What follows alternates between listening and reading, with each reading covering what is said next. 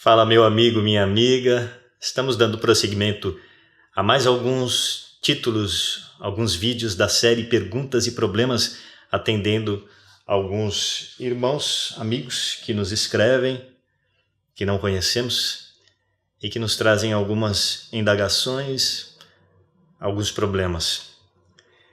Hoje, um amigo professor de 53 anos, ele nos escreve o seguinte: estou fazendo uma pesquisa para meu próprio aprendizado. Gostaria de saber o que acontece com os médiuns que dormem no decorrer das sessões espíritas. Qual deve ser a postura dos dirigentes nesses casos? Vamos observar que muitas pessoas dão a desculpa do sono como sendo mediunidade, abrir a boca, bocejar como sendo mediunidade, como sendo o desprendimento do corpo físico, como sendo desdobramento, quando, no fundo, é muito comum tudo isso significar apenas preguiça, acomodação, falta de preparo intelecto-moral para exercer a função da mediunidade. Aí você diz assim, o que deve ser feito então? Devem ser afastados? Não, que se estão ali com o intuito de trabalhar, de serem úteis, muito bem, isso é o fundamental. Mas o dirigente espírita deve alertá-los para essa possibilidade, não que seja todos os casos, mas dessa grande possibilidade da falta do hábito do exercício intelectual e do próprio trabalho espiritual, trazer essa espécie de fenômeno que deve ser educado, porque isso tudo é falta ainda de educação, da nossa educação para o trabalho espiritual. A nossa tendência à preguiça, o nosso despreparo no trabalho. Nós percebemos que os grandes médiuns, como Chico Xavier, o maior de todos os tempos, não eram apenas médiuns, eram apóstolos, eram espíritos preparadíssimos do ponto de vista moral, além do intelectual, para exercer essa função. Mas como é que eles adquiriram isso? Foi justamente através do trabalho, da perseverança, da renúncia em inúmeras encarnações. Não existe privilégio, existe ação e reação. Então, como se exercitaram muito, trabalharam a lei do trabalho, a lei do mérito, eles adquiriram essa condição de superioridade em relação aos demais, porque é justa e vem através do trabalho, da conquista própria. Por isso que eles são exemplos para nós. Perseverar no trabalho, ainda quando estamos cansados, ou quando não é tanto cansaço, mas preguiça, como que vamos superar? Trabalhando, estudando, o estudo que nos dá discernimento para agir, inclusive nessas horas. O dirigente espírita primeiro deve corrigir esta disfunção, digamos assim, em si próprio, se ainda tem. Se não tem, perseverar para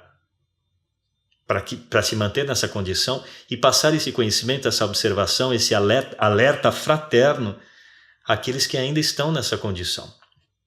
Claro que em muitas situações, o médium, o principiante, o estudante, o trabalhador espírita está realmente cansado, não é?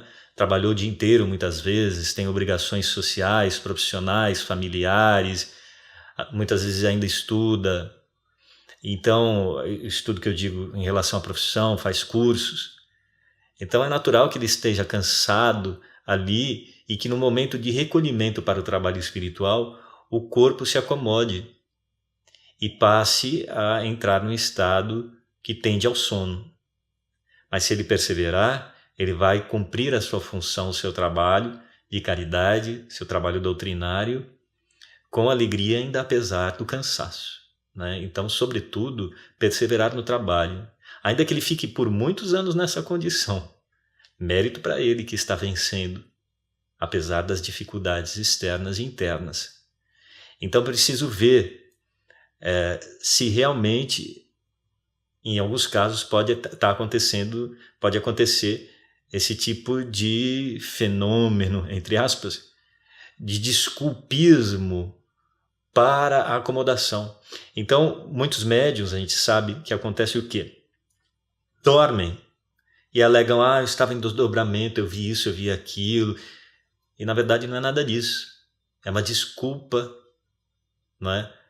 E uma vaidade, inclusive, porque ele quer demonstrar uma mediunidade que não tem, ou não está sendo exercitada naquele momento. E se deixa levar por aqueles momentos de descanso e de acomodação mesmo. Então a gente tem que prestar muita atenção nisso. Dentro do site do Projeto Saber e Mudar, na seção Grandes Temas, são mais de 50, um deles se chama Sono durante leituras e palestras. Ali nós reunimos até agora 14 textos relacionados a isso. A problemática do estudo, do trabalho e dessas condições dificultosas que nós passamos, o desculpismo que existe por detrás, o que se deve fazer, observações muito inteligentes ali sobre essa questão. Muitas pessoas também alegam sono enquanto estão lendo um livro. Eu não consigo ler aquele livro, sabe? Eu não consigo, paro num ponto, depois largo. Aí anos depois eu tento voltar a ler. Não sai daquilo, mas eu não consigo. Alguma coisa me impede. Preguiça. Falta do hábito do exercício intelectual, de prestar atenção no texto. Agora, isso, é claro, nós vamos adquirir como? Se não é trabalhando, o estudo também é trabalho. Então a gente tem que perseverar ali, prestar atenção, e apesar do cansaço, apesar do sono, perseverar, prestar atenção, reler, voltar a ler o livro inteiro, se for o caso, né? E perseverar sempre. A questão, por que existem tantas religiões salvacionistas que fazem tanto sucesso, pregando a salvação superficial, né? Salvação entre aspas. Porque a maioria não quer pensar. A maioria deixa que o padre, o pastor responda por ela, às vezes o psicólogo, né? Responda por ela, para que ela não tenha que pensar, para que ela não tenha que ir lá no fundo de si, buscar as respostas. E a gente só vai pensar melhor e vai solucionar melhor as nossas questões quando a gente tiver material para isso, né? Tiver massa para moldar a escultura. Se a gente não tiver nada, como é que vai fazer? Vai se basear apenas nas nossas próprias percepções falhas, tendenciosas, egoísticas, desculpistas? Existem tantos títulos, tantas obras e autores importantes que nos ajudam a pensar, trazem observações importantes sobre ângulos diferentes das mais variadas questões psicológicas, emocionais, espirituais, sociais. Então a gente vai angariando esse material para poder pensar por si mesmo, né? Porque pensar sozinho é muito arriscado. A gente precisa subir, conforme aquela expressão, subir nos ombros de gigantes para enxergar mais longe. Então a gente tem que criar o hábito da leitura, do estudo e da reflexão, porque também não adianta só a leitura para contar, né? Eu li aquele livro maravilhoso, adorei, lindo. Absorver tudo nós não vamos, mas nós temos que refletir mais sobre aquilo. Refletir, que significa não só na hora da leitura, mas na aplicação na nossa vida. Vamos aplicar tudo? Claro que não. Estamos tropeçando, aprendendo, engatinhando. Mas nós temos que ter esse esforço de aplicação, né? Essa que vai mostrar a assimilação do conteúdo. Então, o estudo dos livros, principalmente, não é só ver palestra, só ver vídeo, só ver uma mensaginha aqui e ali, os livros que nos trazem aprofundamento. Essa leitura é fundamental e indispensável. O livro traz recolhimento, né? Nos traz reflexão ali, a solidão produtiva. Isso teremos que fazer. Você pode até ler trechos inteiros e longos na internet, muito bem, desde que você preste a mesma atenção que você presta ao livro, o mesmo recolhimento. Você pode estar no meio de uma bagunça, mas Claro que tem livros que você precisa de recolhimento do ambiente também, né? Mas que isso não seja, se não temos espaço e tempo para isso, vamos nos adaptar, né? Então vamos ler aquilo, ainda que seja pela internet, no celular, mas prestando atenção de coração e de mente, reflexionando sobre aquilo. Entra então nessa nossa parte do site, você está vendo o link? Sono durante leituras e palestras, muito interessante. Vamos ler com atenção, não é por cima não, viu? Lê mesmo inteiro. Os textos estão todos numerados, né? Lê um por um, com atenção, que você vai ver que vai te ajudar nesse processo. Estamos juntando as duas questões. A pergunta foi em relação aos médiuns que têm sono durante os trabalhos, mas também já acrescentamos aí a questão do sono durante as leituras. Vamos ler juntos um trechinho. O Espírito Ramatiz, pelo médium Hercílio Mais, da obra A Vida Humana e o Espírito Imortal.